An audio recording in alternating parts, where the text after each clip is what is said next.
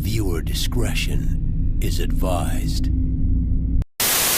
Philadelphia blowing a 3-1 lead in the 1968 Eastern Division Finals, with 2 of the last 3 games at home with MVP Wilt Chamberlain. The 68 76ers were coming off of a legendary championship season, Wilt's first, and they continued that excellence in 68, winning a league-high 62 games, breezing through the Knicks in the first round and going up 3-1 versus the Celtics, the team they had beaten a year earlier. It looked as though the Celtics' magic had run out for the second straight year. Game 5 in Philly was a chance for the Sixers to go to their second straight finals, but the Celtics won by 18. Game 6 in Boston Garden saw Boston win by 8 to push it to 7, where the choking really happened. The 76ers as a team shot 35% from the floor, and their MVP Wilt Chamberlain took just 9 shot attempts and scored just 14 points, as the Celtics would end up winning 100-96. This would be the last game Wilt ever played with the Sixers, as he was traded to the Lakers that offseason. Philadelphia 76ers, Tobias Harris. This is pretty straightforward. Tobias Harris is a good player, but he is simply not worth $38 million a year, and he's certainly not better than Joel Embiid or James Harden, his teammates. Basically, I want Tobias Harris's agent to be my agent. Philadelphia 76ers, Wilt Chamberlain, 1967. Wilt is such an interesting case. He's one of the biggest consistent postseason chokers ever, and yet he was still so talented that he has one of the best playoff runs ever. In 1967, he put up 22 points a game, 29 rebounds, and 9 assists per game on 58% shooting, with great advanced metrics to win his first championship. His 76ers team also defeated the Celtics, which is the only time in Bill Russell's 13-year career where he lost a playoff series when healthy. The Big Dipper's best performance of the postseason? Game 5 of the Eastern Division Finals, when he put up 29 points, 36 rebounds, and 13 assists on 63% shooting. Wilt's dominance in 1967 just makes you wonder, why wasn't this more common? Philadelphia 76ers, Jason Williams. Williams would later become a respectable NBA player with the Nets, but with the 76ers, he was complete dog shit. The famous limousine driver respecter played just 2 years in Philly after being a first-round pick and averaged 3.8 points per game on 40% shooting while being terrible at every other facet. He barely made the 100-game cutoff, and the fact that the Sixers gave up on him so quickly just lets you know how bad he really was. Although he did shoot 80% in 4 playoff games with Philly. Take that, MJ and LeBron. It's on 38 shots. Loves the moment if he gets the opportunity to take it. Short, caught by Harris. 2-point game. Here comes Butler driving. Layup is good. All right, tie game. All you have to do is stop the Raptors right here and force overtime. You'll be fine.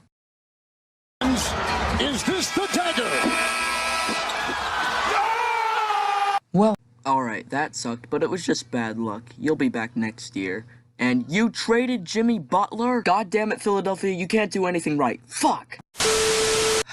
In that stupid Jimmy Butler trade, you got shooting guard Josh Richardson from the Heat. Yeah, I don't see the logic in trading Butler. In free agency, you lost veteran shooting guard J.J. Redick, but you signed Al Horford, Raul Neto, Kyle O'Quinn, and Trey Burke as backups. Alright, it's March 11th and you start out 39-26. I'm sure nothing could possibly go wrong. You gotta be fucking kidding me. Okay, after months of no basketball, it's finally back. There's just some final seeding games to get through before the playoffs start, and you finished 4-4 in them. Your season record is 43-30. You're the 6th seed and will be playing the 3-seed Celtics in the playoffs. Bad news though, Ben Simmons is not playing in the postseason. You have to face Jason Tatum, Kemba Walker, Jaylen Brown, Marcus Smart, and Daniel Theus. Good luck. Joel Embiid tries to carry the team, but reality kicks in and you get swept. But I'm sure you'll be better with Ben Simmons back next year. Oh, do you remember Jimmy Butler? You know, the guy you traded to Miami? Yeah, he made the NBA Finals. It's a brand new season. A brand new chance to get back at last year's shortcomings. The season will be shortened to 72 games because of COVID-19, though. Oh well. You got Seth Curry in a trade with the Mavericks, and you also signed Dwight Howard and got a new coach. Doc Rivers? Doc is a questionable signing. During his time with the Clippers, they made the playoffs 6 out of the 7 years, but only made it out of the first round 3 times. They never got farther than that during his tenure. 2 out of the 3 times in the second round, they blew a 3-1 lead. First against the Rockets, and then to the Nuggets. Who cares though? Trust in the process. Wow, you went 49-23 and won the Eastern Conference. Sure, it was easy because you had minimal threats. I mean, pretty much the only team you had to worry about was the Nets. Your biggest win streak was 8, and even better, it was at the end of the season. Good job, you beat out the Wizards 4-1. This playoff run could possibly turn into something. In round 2, you play the 5th seed Atlanta Hawks. They have a stud in Trae Young, and they also have John Collins and Clint Capella. In the series, Ben Simmons breaks multiple shots, passes it under the rim instead of taking the wide-open dunk, and scores only 19 points in the last 3 games. Trae Young didn't even have a good Game 7, scoring only 21 points, having a 21.7 field goal percentage, and an 18.2 three-point percentage. This was pathetic. There's no way to look at this in a positive way. It starts with trading Jimmy Butler for a guy you trade 1 year later. Then you get the NBA's equivalent of Eagles' Andy Reid as your head coach. And congratulations, you won one of the weakest Eastern Conferences in years by getting less than 50 wins in a 72-game season. You won't be lucky this year. Milwaukee is going to do whatever it takes to go back-to-back. Brooklyn wants vengeance on Milwaukee, and the Hawks aren't going to get any worse. Can't say the same for Ben Simmons, though. He had one of the most embarrassing performances I have ever seen in sports. You had a wide-open dunk and you fucking passed the ball. If Ben is this way at the start of the season, then he needs to be traded before it's too late. Honestly, it might already be, but only time will tell. You're not going to be complete garbage, though, because of Joel Embiid, and extending him only proves that. However, you're not going to be close to being the 1 seed again. I say you'll either be a low seed via your record, or you'll have to play in the play-in tournament. But even then, I don't see you getting past the conference semifinals if you get there at all. This team is not championship built, and this coach will never lead them there. Accept it. Also accept the fact that you're going to be the East bitch for a while. And here we are again. Back on the same damn things that have hampered the Sixers for years. A team that, on paper, should be much better in the postseason than they are. A team that had their opponents on the ropes, a rarity for the Sixers.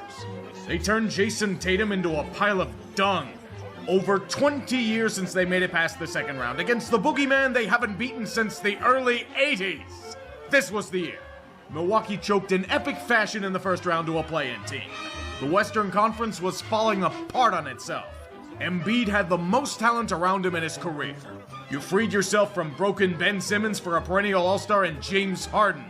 A 3-2 series lead headed home. The door was wide open for you. You face-planted on the concrete. Without taking a single step. You are truly a special team, Sixers. Only you can lay a massive egg in Game 6 while the Celtics were doing everything in their power to hand you victory. Only you can keep it a close game in Game 7 at halftime, come out swinging in the third quarter, and then... Is this a fucking joke, though? You seriously went to the brink only to collapse in another Game 7? Not just any typical collapse, a 28-3 run where everyone just forgot how to play basketball. They scored 10 points in the third quarter.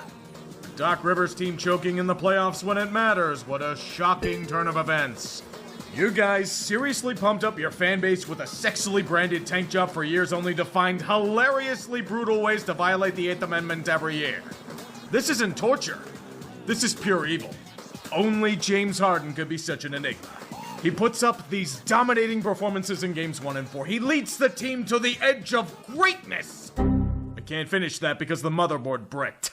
Just like nearly every other series-clinching game he's ever played. Shit, Embiid was even worse. The MVP, one of the greatest players in basketball right now, got bodied by 37-year-old Al Horford. This professional troll of Philly. Do you know who their highest scorer was in Game 7? Tobias Harris, with 19 points. Felt like he was the only one trying to do something. Jason Tatum finally woke up from his slumber and put the dagger right in your heart. You turned him from a man about to be run into the ocean to a Boston legend. And that's how you choke away yet another chance at greatness and all but confirm the process to be an outright failure.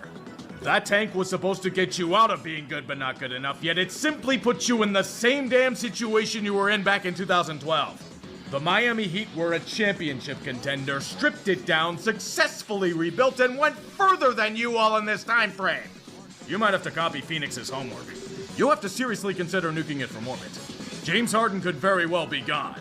Doc Rivers might have coached his last game in the NBA. Daryl Morey tried to build the Houston Rockets just to get the results of the Houston Rockets. This team can't get it done.